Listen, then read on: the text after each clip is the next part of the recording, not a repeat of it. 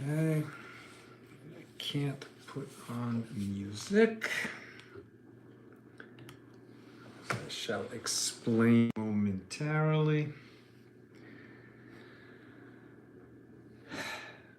Very frustrated. Okay.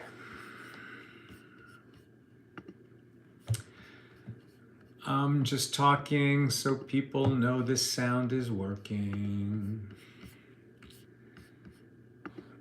The countdown will be done soon.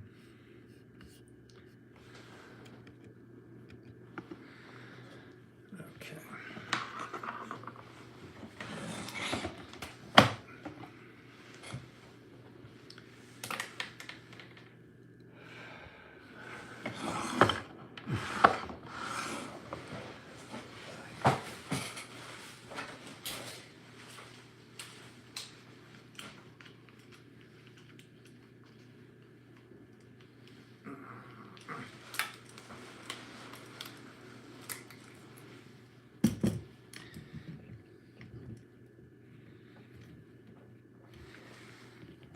Okay, my good friends in YouTube, making an adjustment here.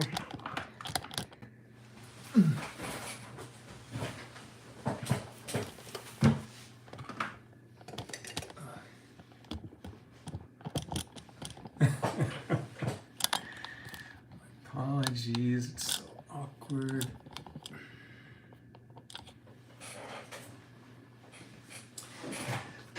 Okay, we got this thing running. So first of all, my apologies. What's going on, still adjusting for it, is that apparently from yesterday until today, there was some kind of a corporate change in the system that I use to broadcast. So I use a Mevo camera and it simulcasts to Facebook and YouTube using the Vimeo platform. And today when I logged in, I found out that I guess Mevo broke ties with, no one cares about this, but anyway, Mevo broke ties with Vimeo. There's some new company called Streamlabs. So in order to simulcast through my regular camera, I'm gonna have to create a new account, but I only found that out a few minutes ago. So hopefully I'll get the new system working for tomorrow. And I apologize about that. So now I've got my phone running YouTube over here and the Mevo camera running Facebook over there. And hopefully it'll work. Let's light up the darkness. It's always something. Who's in the house? Bill in mid-Missouri, Yehudit in South Carolina, Renee in Indiana, Ryan says Erev Tov, everyone, good evening. Karen in Mississippi, Paul in the Great Northwest, Bella in Florida, Lucy in Minnesota, Paula, Yeppers, I hear you. Bridget in Dallas, Jill in Massachusetts, Shandor in the Bronx, Joseph in Massachusetts, Sharon in New Jersey. Bill says, watching on YouTube but responding here on Facebook so I can put you up on the big TV in the living room. Wow, that's exciting. John in Maine, Lewis, who's Karen in Northern California. Bill, yes, the joys of tech wrangling, exactly. Steven in New Hampshire. Paula said, this too will pass. There you go. That's the one truth that is forever true. This too shall pass. Cameras lined up a little better. Okay.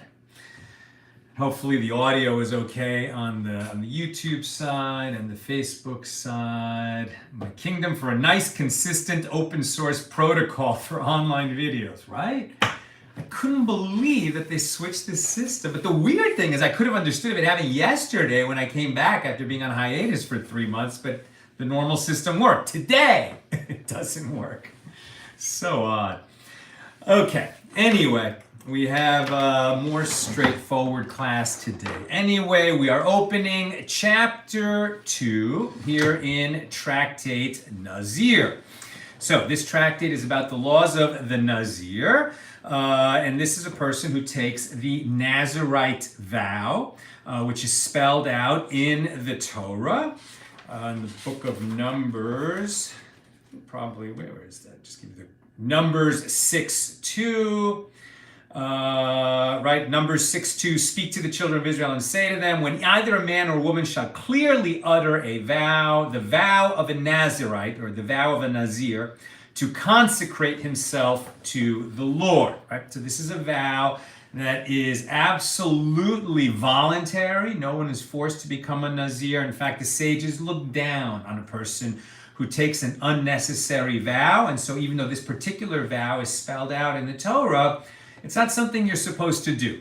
But as we saw yesterday, Shimon HaTzadik, great famous high priest of the temple, praised this one ultra handsome young man who took this vow to become a Nazir because he would end up cutting his hair. And so that he wouldn't, allow his good looks to deter him from living a righteous life. And so there may be other situations where it's laudable to become a Nazir. Generally, it's not such a good idea. But if you're going to become a Nazir, then you have to clearly utter the vow. And that's really what we've been discussing, is what words you say when you intend to become a Nazir. Did you establish clearly with your mouth that you vow to be a Nazir? And if so, for how long? If you don't say for how long the period is, as we learned, it's 30 days. Or you can say, I'll be a Nazir for a year. But if you are ambiguous and you say, I will be a Nazir for as many nuts as there are in the bowl, it's a very odd thing to say. What would that mean? But it might mean that you vow to be a Nazir for as many days as there are nuts in the bowl. Or it might mean that you vow to take on as many terms of nazirus, and an unspecified term is by definition 30 days. And so you might be saying, I'll be a Nazir for as many 30-day terms as there are nuts in the bowl. That's what we were talking about yesterday. Today we're opening chapter 2, Mishna number 1, here on page 9. Page 9 of Tractate Nazir. And here's the Mishnah. If one says, I am hereby a Nazir, and therefore will refrain from dried figs and from cakes of dried figs. So before we go on, right away our antenna goes up. What's he talking about? To be a Nazir means that you vow to abstain from all products of the grapevine. No wine, no grape juice, no wine vinegar, not even any wood or leaves that come from the grapevine. It means that during your period of Nazirus, you will also not cut your hair. You will not make yourself impure for the dead, meaning you won't touch a dead body to help bury it.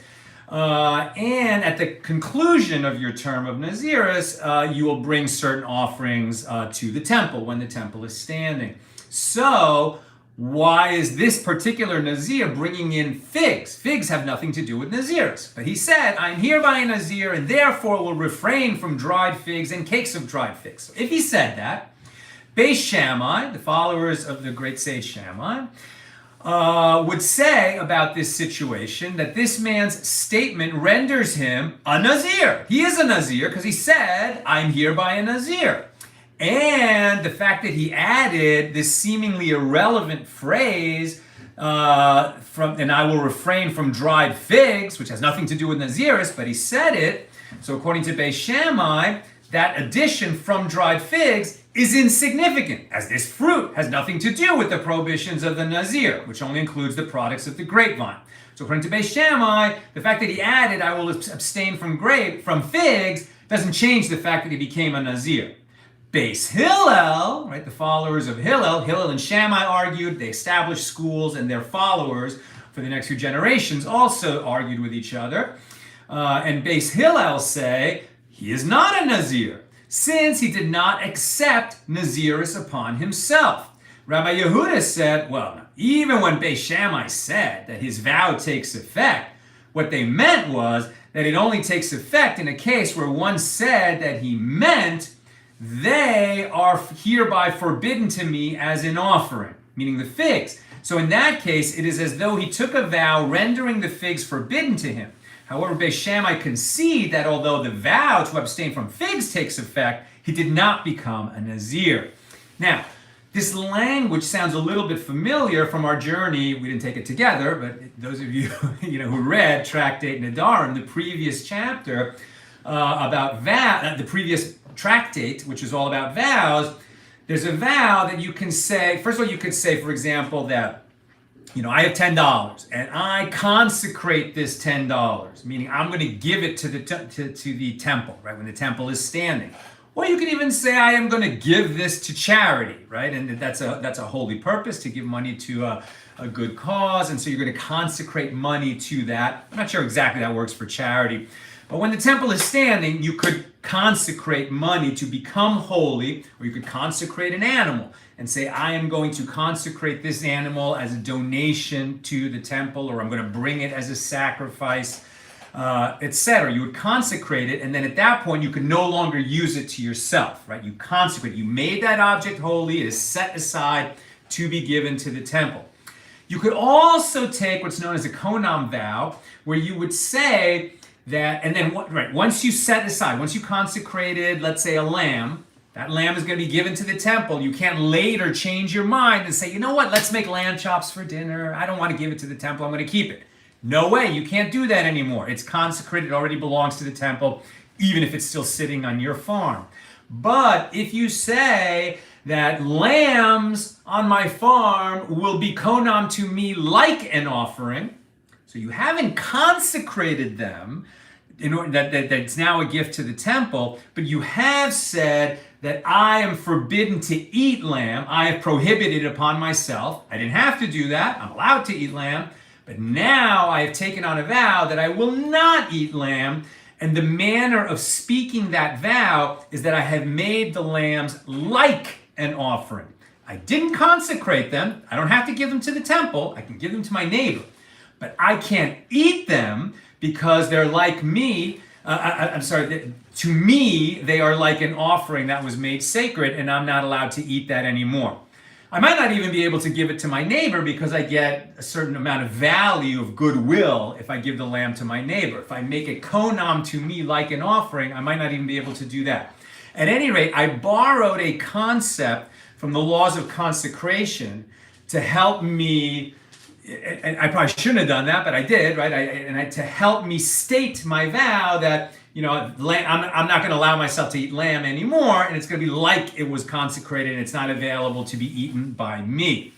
Likewise, here, what this guy who's talking about figs might have meant to say is not I'm a Nazir, but rather figs will be to me like grapes are to a Nazir. He might have meant that. He didn't say that, but he said something like it. So one interpretation of his statement is, well, he didn't really mean to become a Nazir. He just meant to prohibit himself to eat figs. He brought in the language of Nazirus. A different interpretation might be, he said, I'm hereby a Nazir. And when the words came out of his mouth, he thought, whoa, I just took on a lot. I'm not going to be able to drink wine. I can't make kiddush. Who knows how long I'm going to take on this term for. I might be unsure of what the term of Nazirus is. And so what does the guy do? He adds some extra words on the end of his sentence, which he knows will invalidate the Nazirus, right? If he just said, I'm hereby a Nazir, and stopped, okay, now he just took a vow of Nazirus and he has to do it for 30 days. But if he says, I'm hereby a Nazir and I'm prohibited to eat figs, so another interpretation might be, I added the figs to show that I know Nazirus has nothing to do with figs, and I really didn't mean to take Nazirus, and I just canceled the whole statement because it's a nonsense statement. Or maybe a whole other interpretation of what he said was, I am a Nazir and I'm prohibited to eat figs. And he just took two vows. Okay, so that's some possibilities of his statement, and this is what the sages are now arguing about, right? So Beis Shammai say he became a Nazir, and the stuff about the figs is just nonsense, it doesn't matter. Beis Hillel say he's not a Nazir. The additional words which show that has nothing to do with Nazirus cancel the vow of Nazirus. And Rabbi Yehuda said even Beis Shammai would say that he didn't become a Nazir, but he is going to be prohibited to eat figs. Now the Gemara on this Mishnah. It is stated in the Mishnah that if one says, I am hereby a Nazir, and therefore will refrain from dried figs and from cakes of dried figs, that Beis Shammai say he is a Nazir. Right? That's what the Mishnah seemed to say pretty clearly. He became a Nazir. We don't know about what the figs means yet. The Mishnah seems to indicate that Beis Shammai said he is a Nazir and he can keep eating figs. The Gemara asks, but why? The merciful one, God, states in the Torah, in the passage dealing with nazirus, from anything that is made of the grapevine, he shall not eat. As we know, that's what defines nazirus. Okay, so one states in the he shall not eat. So in nazirus, only the fruit of the vine, meaning the grapevine, is prohibited. So the Gemara answers, Beis Shammai hold in accordance with the opinion of Rabbi Meir. Now, what does Rabbi Meir say?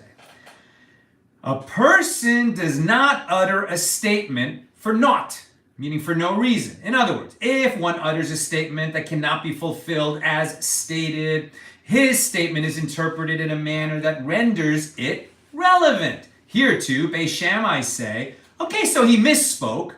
What he actually intended was to create the term of Nazirus. He intended to become a Nazir. That's the first thing he said. I am hereby a Nazir.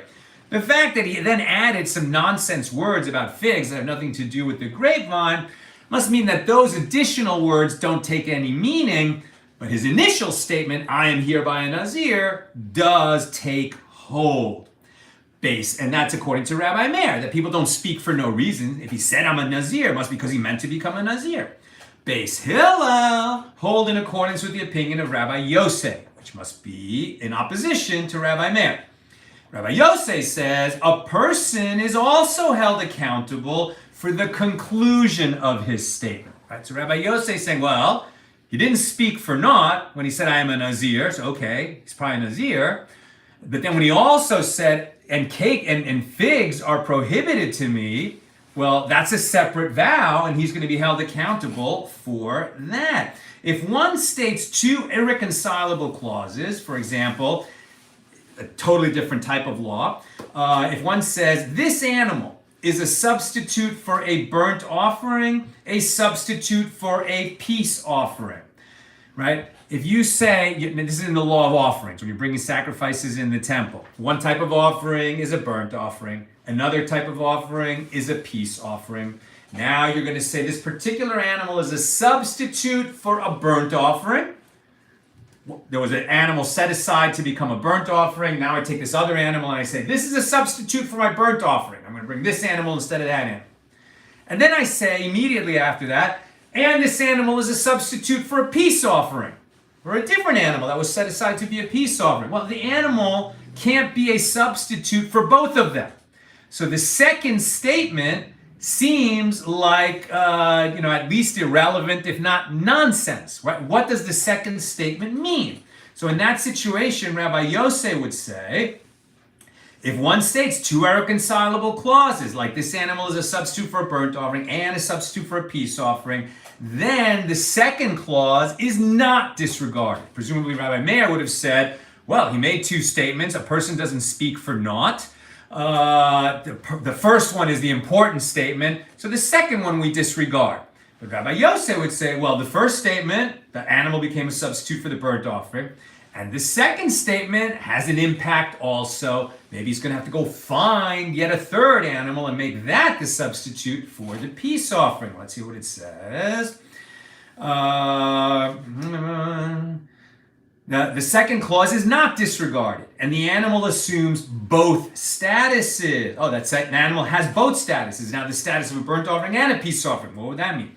And this is a vow with its inherent opening. But here in our case, of the one who said, I am a Nazir and I can't eat figs, this is a vow with an inherent opening, meaning an apparent and obvious reason for dissolution, right? That you could take us to a stage and you would dissolve your vow.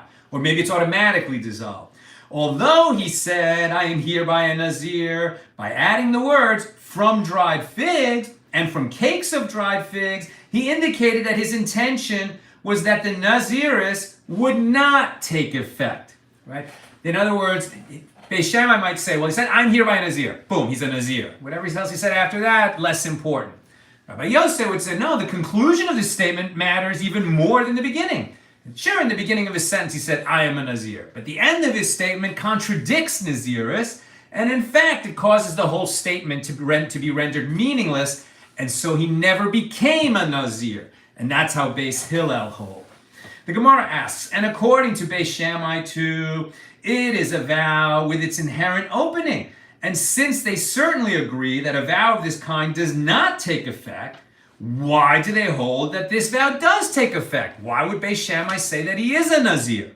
Right? In fact, the law comes out, according to Beis Hillel, that he's not a Nazir. And Rabbi Yehuda would say even Beis Shammai agree. Contradicts at least the opening of the Mishnah. Rabbi Yehuda would say, no. Beis Shammai don't hold that he becomes a Nazir.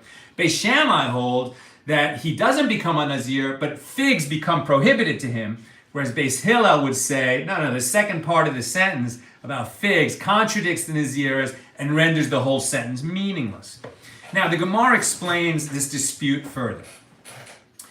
According to the Gemara, Beis Shammai hold in accordance with the opinion of Rabbi Meir, who said a person does not utter a statement for naught. And once he said, I am hereby a Nazir, he is immediately rendered a Nazir. When he then says, and therefore I will refrain from dried figs and from cakes of dried figs, he is coming to request that a halakhic authority dissolve his vow, as he regrets having taken the vow, and he is now seeking to dissolve it. And Beis Shammai follow their standard line of reasoning. As Beis Shammai say, one cannot request that a halakhic authority dissolve a vow of consecrated property, which one can do for vows of prohibition. Now think about that. If I make a vow, I will never drink Coca-Cola again. I'm prohibiting Coca-Cola upon myself. That is a vow that can be dissolved, right? Some would say, well, it's pretty easy to follow that vow, so the sages might not allow you to dissolve it.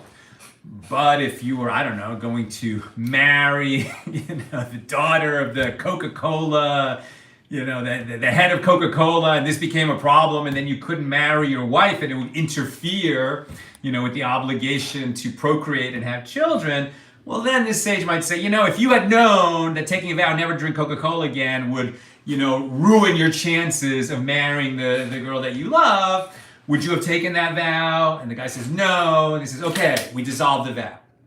Fine. You can dissolve a vow of prohibition. You can't do it for yourself, but a halakhic authority, right, based in a rabbinic court, or at least a great sage, even alone, can do it for you.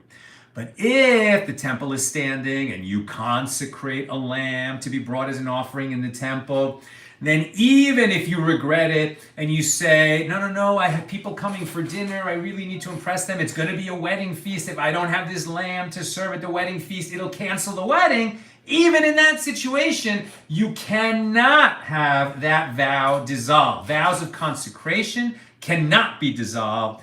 Other kinds of vows of prohibition can be dissolved, right? So is a vow of nazirus just a standard prohibition? Hey, I can't drink wine. That's like, I can't drink Coke, so that should be able to be dissolved. But when you become a Nazir, the Torah says, he shall be holy unto the Lord. So, right, it's like consecrating yourself. So that's one reason why you cannot cancel a vow of Nazirus. It can't be dissolved by a halakhic authority, at least according to Beis Shammai. Or a different reason that you cannot dissolve it is even if you don't consider that you've consecrated yourself to be holier at a higher status than normal, when you become a Nazir, you are obligating yourself at the conclusion of your term of Nazirus to bring the offerings of the Nazir, right? So when a Nazir finishes being a Nazir, he has to bring like a sheep and a bird and, meal offerings, some other offerings that are listed in the Torah, and he has to bring those to the temple. That's why we say you don't take Nazirus vows anymore, because you can't end your Nazirus since you can't bring those offerings because the temple is no longer standing. But at any rate, taking a vow of Nazirus sort of implies that you are going to bring certain animals, and you can't undo vows of consecration. And therefore, Beis Shammai follow their standard line of reasoning. One cannot request that a halakhic authority dissolve a vow of consecrated property, which one can do for vows of prohibition. And since one cannot request that a halakhic authority dissolve a vow of consecrated property, likewise one cannot request that a halakhic authority dissolve a vow of nazirus, as the legal status of a vow of nazirus is like that of a vow of consecrated property in this regard. That's what Beis Shammai said. And Beis Hillel hold, in accordance with the opinion of Rabbi Shimon, as we learned in the Mishnah, if one vows to bring a meal offering from barley, since voluntary meal offerings are brought only from wheat, what has he said? They are brought only from wheat. So the rabbis say he must bring a meal offering from wheat. He said, I'm going to bring a meal offering from barley. You can't bring a meal offering from barley. Meal offerings are brought only from wheat. He said, I'm going to bring a meal offering. So the rabbis say, well, then he should bring it from wheat. He must have meant that he would bring it from wheat. He just didn't know that you can't bring it from barley. But Rabbi Shimon exempts him entirely, as he did not donate in the manner typical of donors. Right? Rabbi Shimon would say, if this guy said, I'm going to bring a meal offering from barley, he said nonsense, because meal offerings are always from wheat. So rather than obligate him to bring a meal offering that's different than what his lips uttered, Rabbi Shimon would say, no, he just didn't know what he was talking about, so he didn't incur any obligation at all. And here too, since this man in our Mishnah took a vow of nazirus, stating that he will refrain from dried figs, rather than saying that he will abstain from wine, his statement is rendered meaningless. And that's what Beis Hillel hold, and that's the law, by the way. And that's how Rambam rules on this, where Maimonides comes out, says that the law comes out. This is the law that, as we understand it, the law follows Beis Hillel as it usually does, and this person became neither a Nazir nor prohibited to eat figs. Now we're on 9b. The Gemara comments, the Mishnah is not in accordance with the opinion of this Tana, this rabbi from the Mishnah, or the Mishnaic period. This Tana that's about to speak, as it is taught in a Baraisa. Rabbi Nassan says that if one says, I am hereby a Nazir and therefore will refrain from dried figs, Beis Shammai say he has rendered dried figs forbidden to himself by a vow, and he is a Nazir. Right? We just said that. No, our Mishnah didn't say that. It kind of said that, but Rabbi Yehuda said, no. Beis Shammai would say he's not a Nazir, but he is prohibited to eat figs. But it did seem that the Mishnah was saying that, like this Baraisa says, the guy who says, I'm hereby a Nazir and I can't eat figs, became a Nazir and is prohibited to eat figs. But Beis Hillel say he has rendered the dried figs forbidden to himself by a vow, but he is not a Nazir. Right? Now that contradicts our understanding of what Beis Hillel said in the Mishnah. Beis Hillel in the Mishnah said neither a Nazir nor prohibited to eat figs.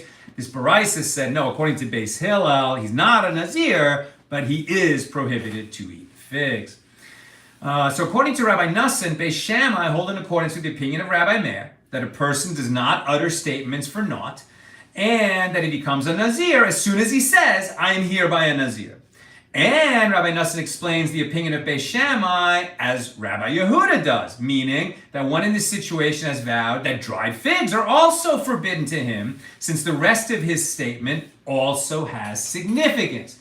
And Beis Hillel hold in accordance with the opinion of Rabbi Yossi that one is held to the conclusion of his statement, and he has therefore vowed that dried figs are forbidden to him, even though he did not become a Nazir. Now, some say a different version of the Baraisa. Rabbi Nassan says that Beis Shammai say he has rendered dried figs forbidden to himself by a vow, and he is not a Nazir. And Beis Hillel say he has not rendered dried figs forbidden to himself by a vow, and he is not a Nazir, which is like the Mishnah and like the Halacha, the law. So according to this version, the opinion of Beis Shammai is like Rabbi Yehuda explained in the Mishnah, and Beis Hillel hold in accordance with the opinion of Rabbi Shimon, who maintains that a donation not performed in the manner typical of donors is not a donation. Once you say you're a Nazir, but then you say something that shows you don't know what a Nazir is, then you're not held to be a Nazir because you showed that your statement was meaningless. You were confused, and therefore you didn't become a Nazir. Now, the Gemara discusses a case mentioned earlier. We learned in a Mishnah there, in Menachos 103a, with regard to one who says, it is incumbent upon me to bring a meal offering from barley. Since voluntary meal offerings are made only with wheat, he must bring a meal offering from wheat. If one vows to bring a meal offering from flour, since a standard meal offering is made from fine flour, well, then he must bring it from fine flour. If a person vows to bring a meal offering without oil and frankincense, he must bring it with oil and frankincense, because all meal offerings are obligated to be brought with oil and frankincense. That's the law. If one vows to bring a meal offering with half a tenth of an ephah of fine flour, but the law says you have to bring at least a tenth of an ephah of fine flour. Since he said he's bringing a meal offering, and then he said he's going to make it with half of a tenth of an ephah, well, what he meant was a full tenth, and that's what he's obligated to do. If one vows to bring a meal offering with a tenth and a half, he brings 2 units of a tenth of an ephah in his meal offering. Since half of 1/10 of an ephah is the minimum, his vow is increased. Wait a minute, no. Since a tenth of an ephah is the minimum, his vow is increased to 2 full tenths.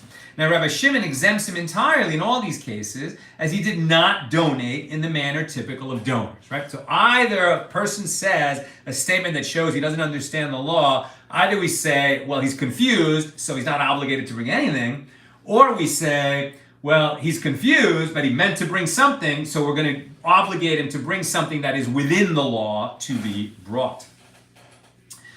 Right? Okay, so the Gemara asks, who is the Tana who taught that when one said, it is incumbent upon me to bring a meal offering from barley, it's supposed to be flour, but he said barley, so if he said it's incumbent upon me to bring a meal offering from barley, then he must bring a meal offering from wheat. Who said that? Chizkiah said that.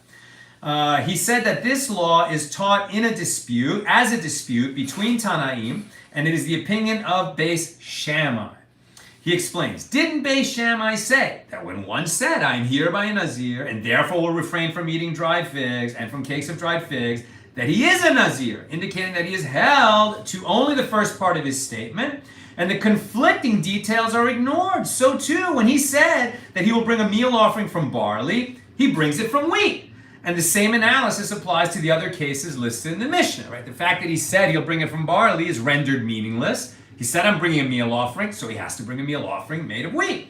So Rabbi Yochanan said, you can even say that everyone, including Beis Hillel, agree with the opinion of the rabbis of the Mishnah, as the Mishnah may be stated with regard to one who later says, to clarify his earlier statement, had I known that one cannot vow in this manner, that one cannot bring a voluntary meal offering from barley, I would not have vowed that way. I would only have vowed this way, the correct way, and I would have said I will bring a meal offering of wheat. Mentioning barley was an error on his part rather than a condition. Mentioning the barley was simply an error, not a condition. Since he made an error, he acknowledges he made an error, what he meant to do was bring a meal offering, so he's obligated to bring a meal offering from wheat. If he was mentioning it, well, I will only bring a meal offering if it can be made of barley, well, you can't bring that, so he made it conditional, so now he's not obligated to bring anything. In this case, even Beis Hillel, who maintain in the Mishnah here that there is no vow at all, deem him liable to bring a proper meal offering. It's kind of like if you can quiz him, right? If you can ask him,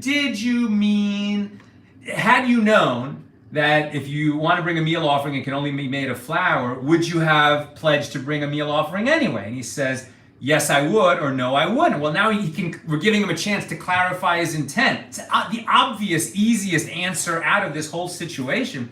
Ask the person what he meant, and then we can ascribe an obligation according to his actual intention.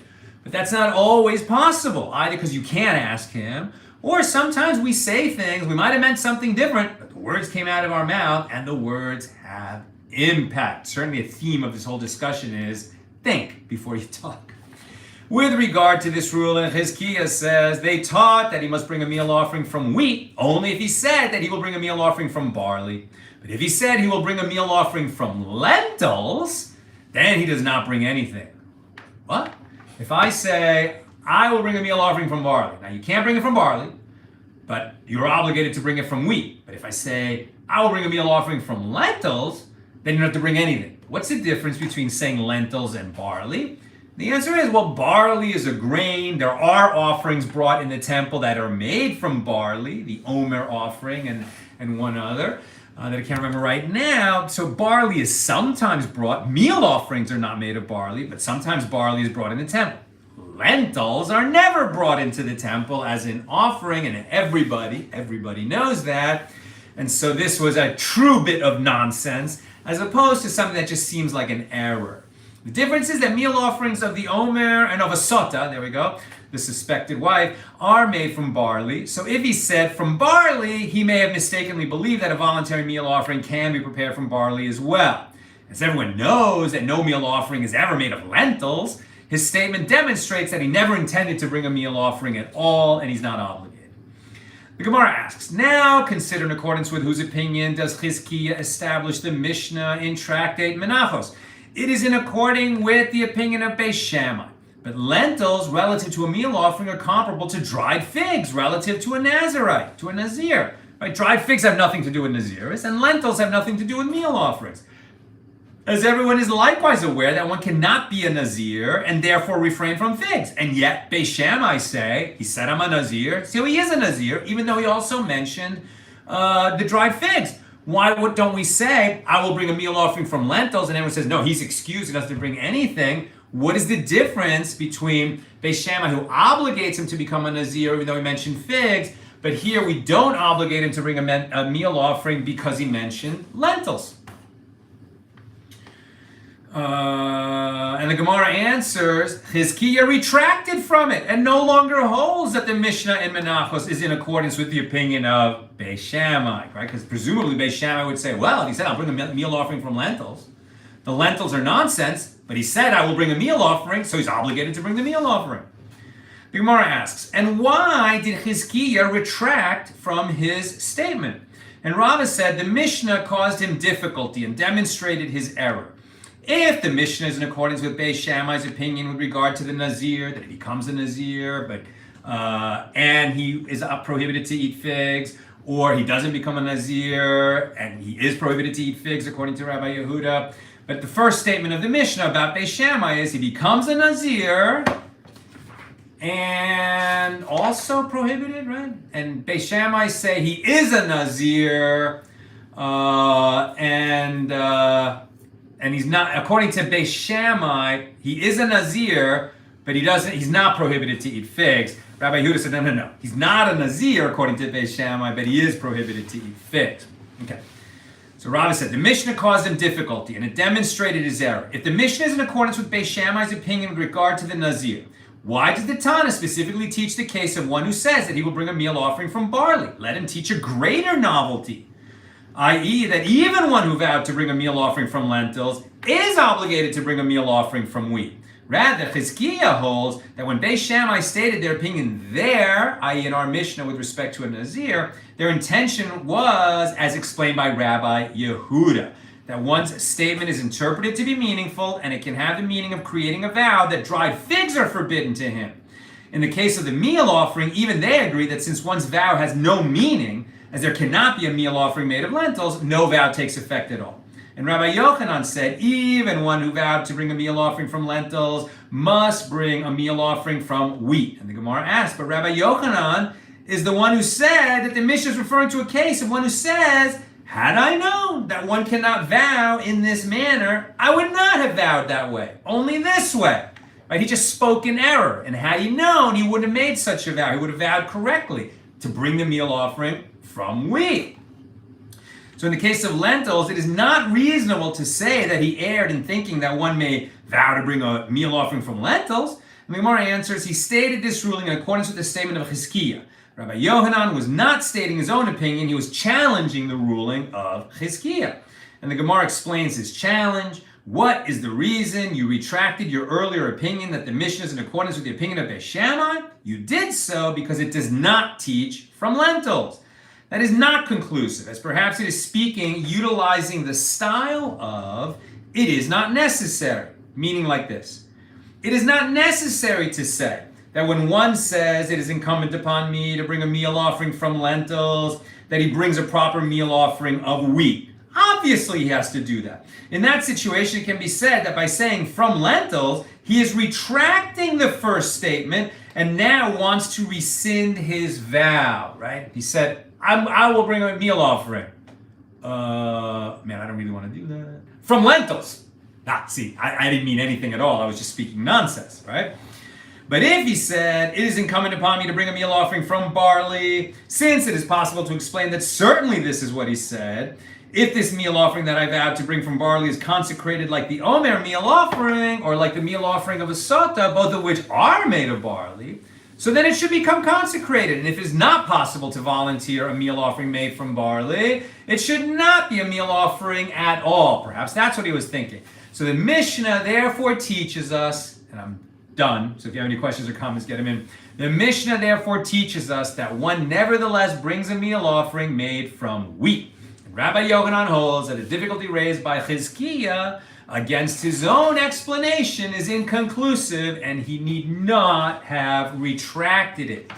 So what did we learn? Bottom line, if one said, I'm hereby a Nazir, and therefore prohibited to eat figs, the law follows Beis Hillel. This person did not become a Nazir, nor did he take on a vow not to eat figs. This is really a leniency of Beis Hillel and of Rambam to hold that way, because he spoke in a very ambiguous, confusing way. We might have been more stringent with him. Beis Shammai, according to the Mishnah, would say, no, you are a Nazir.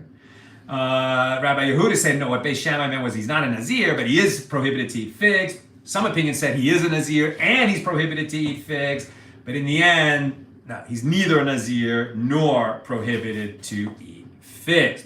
And we'll pick it up tomorrow. Right now I'm going to do questions and comments, but we'll pick it up tomorrow on page 10 of Tractate Nazir with Mishnah number 2. Okay, let me see if we've got any questions or comments that Nina has passed over to me. No? What's going on?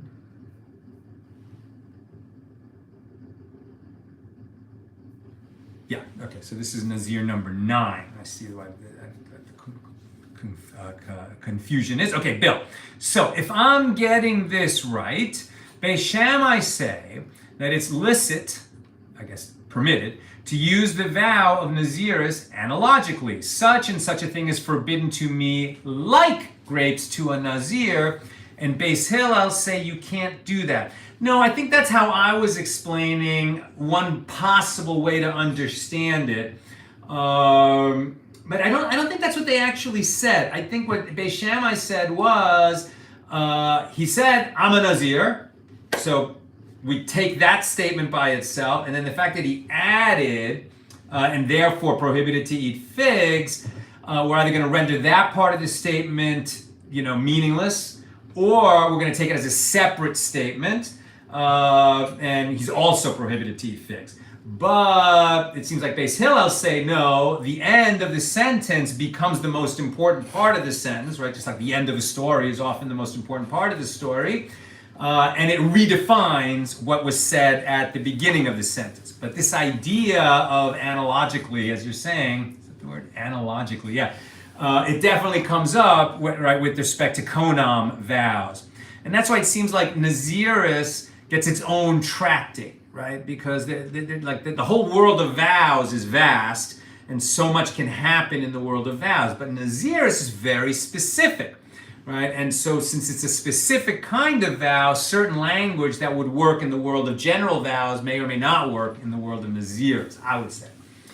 Joseph, would the rabbis, in the case of an ignoramus, right, namharetz, one who's ignorant of the law, in the case of an ignoramus, throwing around vows he doesn't understand, would they annul the vow? Is this what is happening in this daf? It's a really good question. I think that they would try to find an opening for him, right? And that's why they were saying that this has, what was the term they used? That it has an opening, right? It has an exit, as it were. That this is a vow with its inherent opening.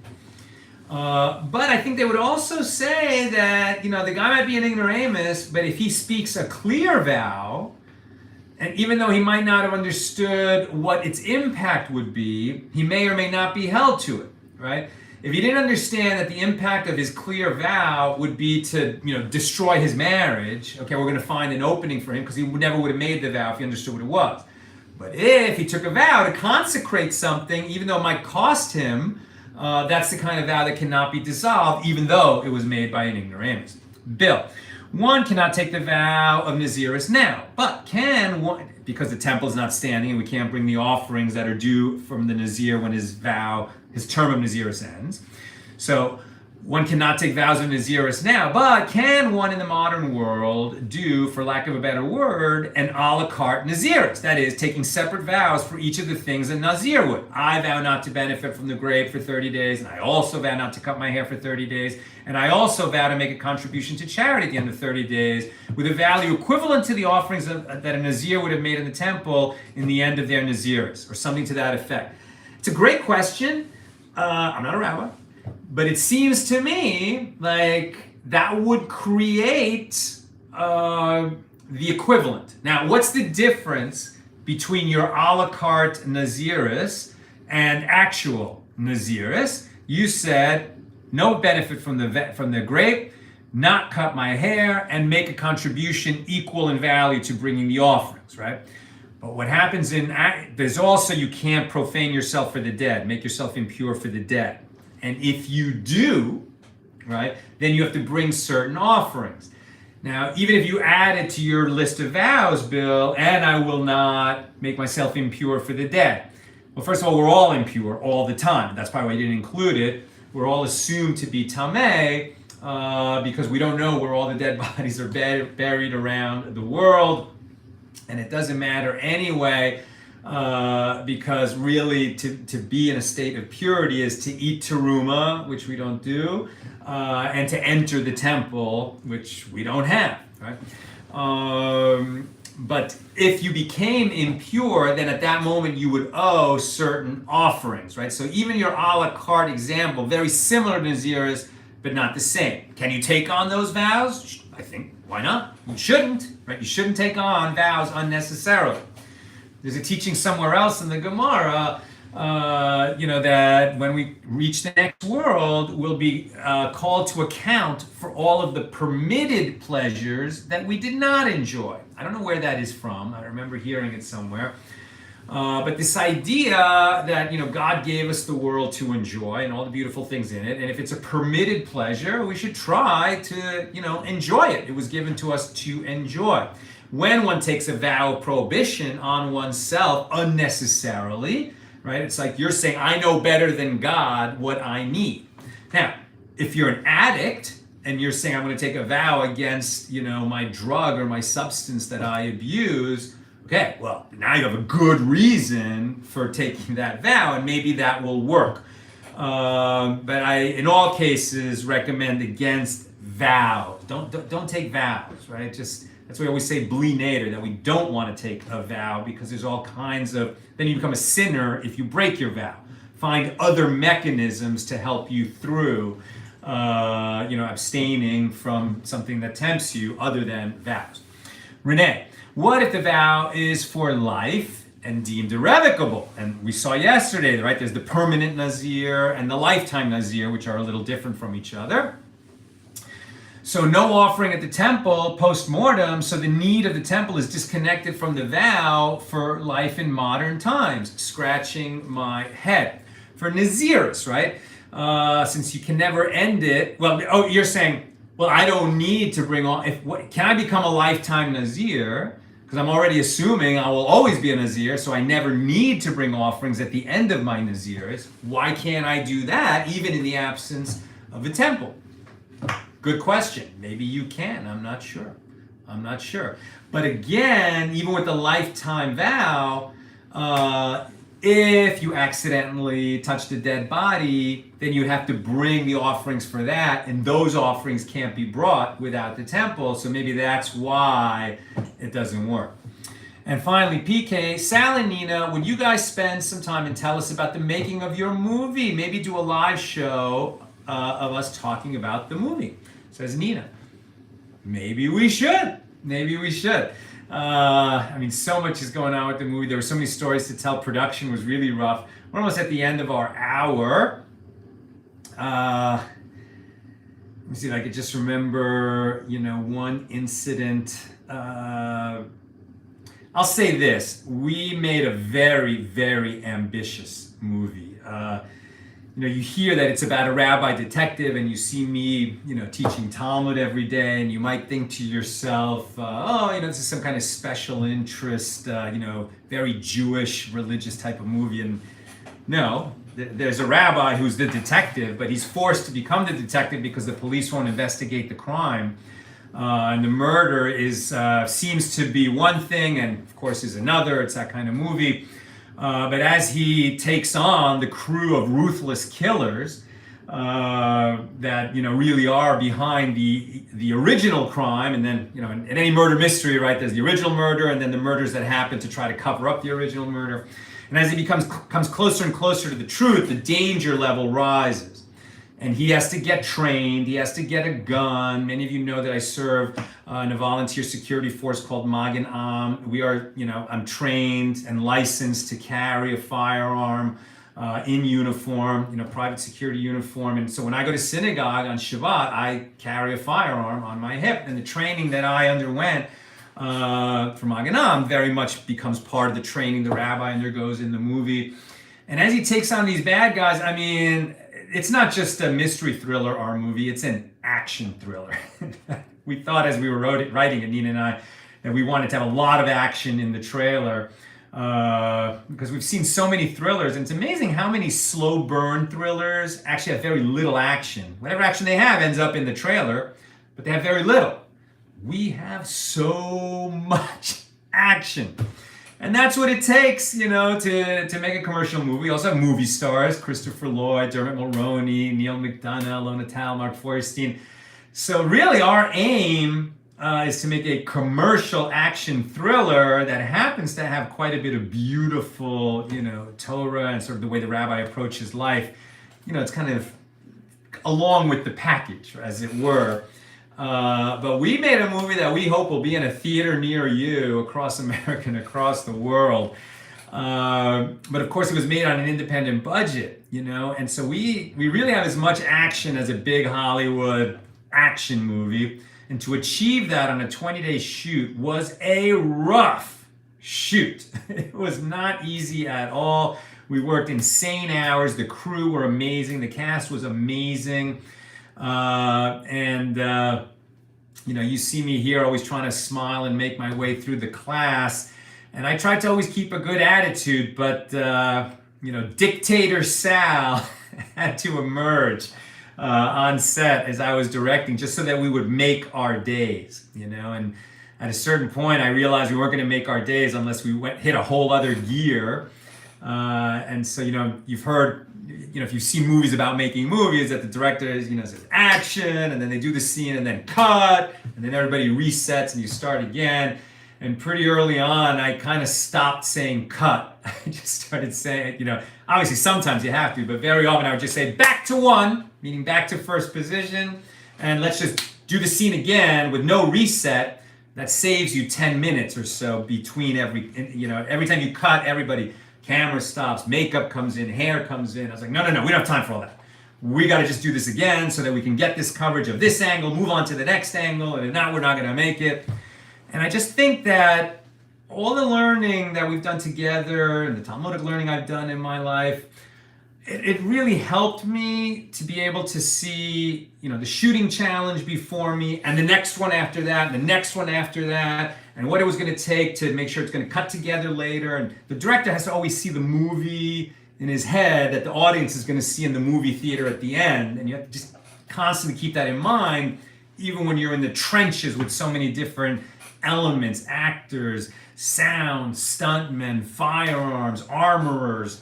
On a different day, I'll talk about, how incredibly careful we were anytime we were handling firearms, in light of recent events that are in the news. But we ran a very, very safe set, even as we were making such ambitious days. So I'll leave it at that. That's what I've got for us today. And with God's help, we'll be together again tomorrow for page 10 here in Tractate Nazir. Have a great night.